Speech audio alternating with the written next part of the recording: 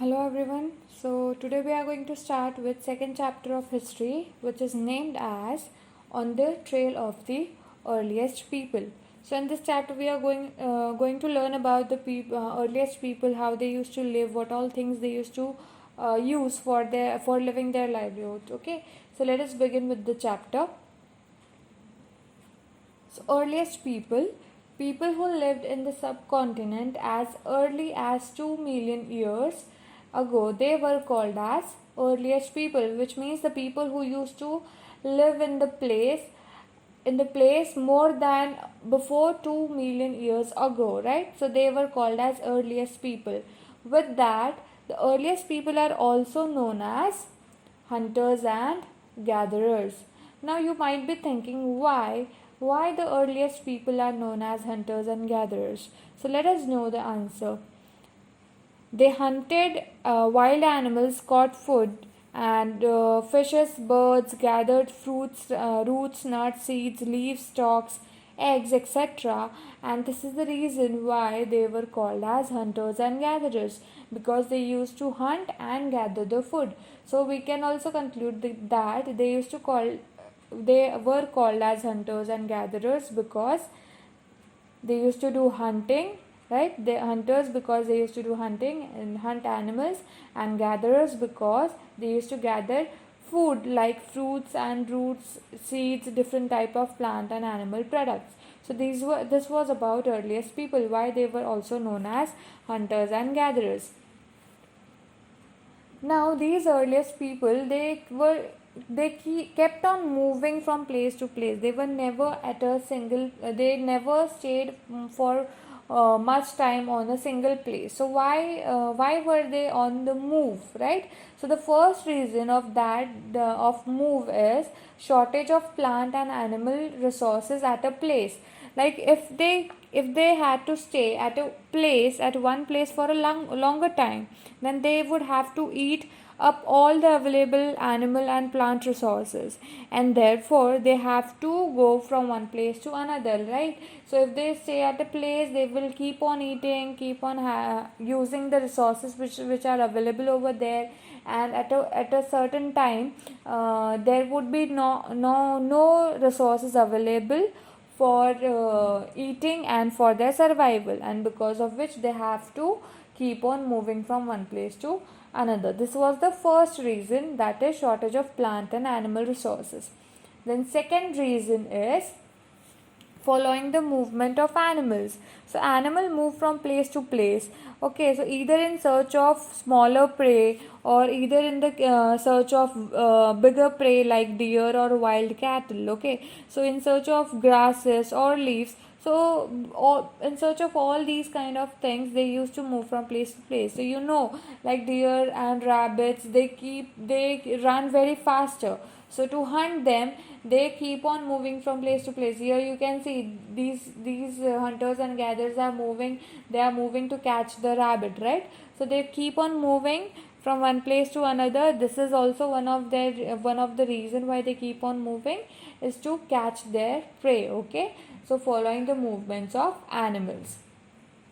Then the third reason is in search of different kind of plants in different seasons, right? We have different plants, different seasons in which plant grow and gives fruits, right? So because of which they have to move from one place to another, so that they can get, for example, if they used to live in a area where the forest might be having more trees of mango.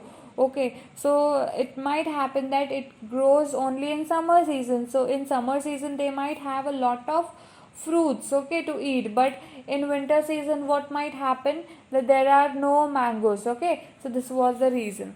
Now next reason is in search of water.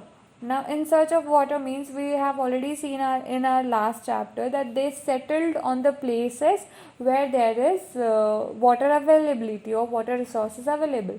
So in few places what used to happen, the rivers used to be perennial. Okay, perennial means they used to flow for whole year, they never used to dry up.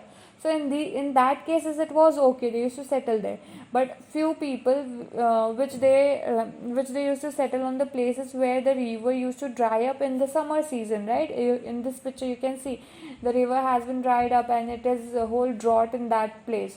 So to not to die because of scarcity of water and to fulfill their water requirement, they used to move from place to place in search of water. So these were basic reasons why people, ancient people or hunters and gatherers, kept on moving. These are four reasons which we saw. First was in search of plant and animal resources. Second, they used to keep on moving to catch their prey. So because of movement of animals, they used to keep on moving. Then third, that because this fruits and vegetables, they are seasonal. So in a place they cannot get all fruits and vegetables all season. So because of which they used to move. And the last one is in search of water. Now, next question is, how do we know about these people? Like, was I available before 200 million years ago to see these people, what they used to do or what they used to eat or how they used to do? No, we were not there, right? We don't know. Or anybody who is living right now obviously was not available or was not able to see what used to happen at that time, right? So how we came to know is because of the archaeologists. Okay, so archaeologists have found some of the things hunters and gatherers made and used. Okay, so they found out what exactly they used to use, hunters and gatherers used, and what they made.